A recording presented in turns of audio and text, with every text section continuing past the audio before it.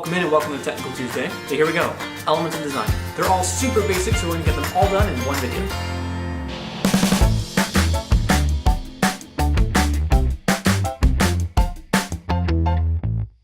Okay, so before we start, we're all going to be on the same page with words, right? So elements of design lead into principles of design, which ultimately create compositions. So what we're talking about really is how to create a good composition. And a composition is just the sum total of everything that's on the page. All a composition is just all the artsy choices that go into making up the different parts of a picture. And those different parts are made up of principles and elements of design. So by doing elements of design, we're starting at the very, very bottom base level. But because they're so basic, it can be hard to talk about them without accidentally talking about a principle instead. But we're gonna do our best. You ready? Here it is. Our first element of design is a line. That's all it is. It's just a line. Now, lines don't exist in real life. They exist in 2D space whenever we draw or use a pen or a pencil or use Photoshop, but in real life they don't exist. But what does exist in real life are angles, and angles are the lines of the real world. So a line in 2D is an angle in 3D. Now I'm calling them angles because that's the most common sense way to think about it. It's easy to understand, but the technical word for an angle is direction. What direction the line is going, horizontal, vertical, diagonal, and that's the second element of design. You see how basic it is? It's hard to you can't have a line without having a direction. So because of that, directions have personalities. So horizontal lines, horizontal directions, those are more steady, those are more serene, those are more chill and strong and sturdy. Vertical lines are lofty and spiritual and powerful, and then diagonal lines is where it's at. Diagonal lines are dynamic. They feel like there's movement in them. They're really exciting and they convey a sense of motion. And so if you want to do dynamic, you have to have diagonal lines. So you have horizontal, vertical, and diagonal lines, right? And those all each have direction, so that's the first two elements together, 1 and 2. Number 3, shape. Shapes are what happens when you connect your directional lines together. Pretty simple stuff. But you know how I said that line and direction are close together? You can't really have one without the other? Shape has another half to it too, and that's called form. And all that is just a 3D version of a shape. It's the difference between a circle and a sphere and a square and a cube. So if you put light on a shape, it becomes 3D and it has form to it. So form is the depth version, the 3D version of a 2D shape. So you have those 4 core elements right there together.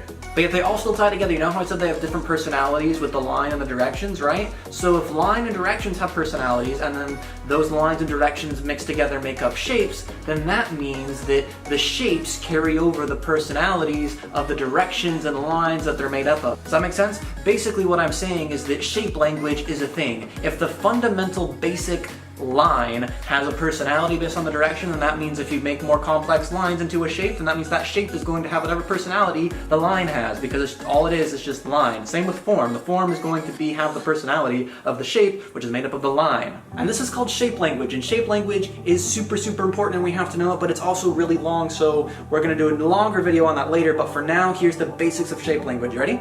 Circles and circular things are soft and cute and serene, and I have a sense of calm to them. You're not going to feel really excited. At best, you might feel a sense of awe, maybe, like with the planet one, but oftentimes it's just going to be cute and fuzzy and adorable, like Kirby. So circles are pretty chill.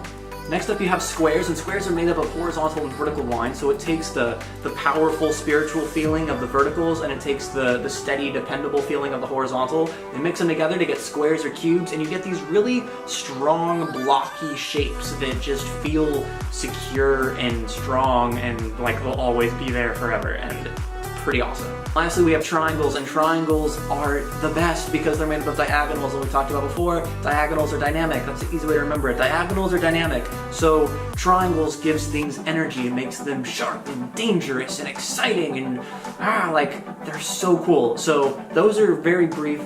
They're so cool. Now it's kind of a lot to remember. So since I actually want you to remember this and you can apply them to your paintings in the future, I made a mnemonic device so that we can remember all the elements of the design in order. And this one, this first 4, this one can be summed up as lions don't show fear.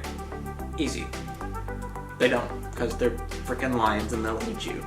Lines, which already kind of rhymes with lion, so there's the mnemonic device trigger for you. Lines, direction, shape, and form.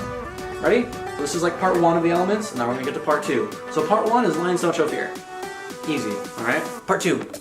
So the 5th one is texture. Texture is what things look like and what they would feel like if they were touched. So wood, or rocks, or glass, like whatever. If it's rough, or if it's smooth, or if all those things, that's just the texture, like texture, what something's made up of. After that we have spacing, and all spacing is the relationship between the main thing and everything else that's not the main thing. So even for me right now, like looking on the screen, I'm taking up about this much of the screen, like about 1/3, right? So that's spacing, because you have all of this, where all this text is an empty space, versus me, and that's spacing, versus if I was like, you know, out more, I'd have a smaller spacing. And in the different examples that we show, the spacing is just the relationship between how big things are in your composition. And then of course, at the very end, nothing is complete without this, and it's color. So color is color, it's what it is. We all know what color is, but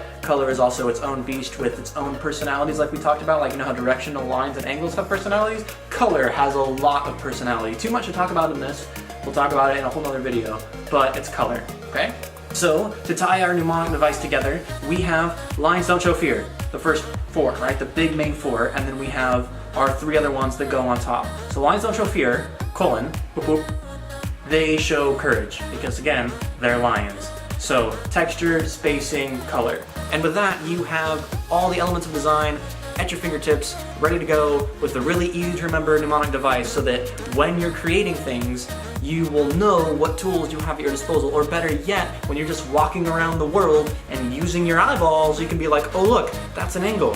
Which if I were to draw that, that would be a line. And if that were a line, then that would mean it would have this personality that would give me this feel of this piece that I'm trying to create for this reason. Like, it starts to just blow your mind a little bit. So you look at your couch and you're like, oh, nice. I see angles in my couch. I see angles in this. And you look at color, you're like, that color is really pretty and it makes me feel this way. I wonder if that's just me being weird, or if that color actually has a personality. Josh hasn't talked about it yet, but I bet you, let's Google what red makes me feel, because I feel something when I look at this really red thing. Like, it starts making you think about how you look at the world and why you feel the way that you feel, like just subliminally, just because of things like the way they're shaped and how much space they take up and what they're made up out of.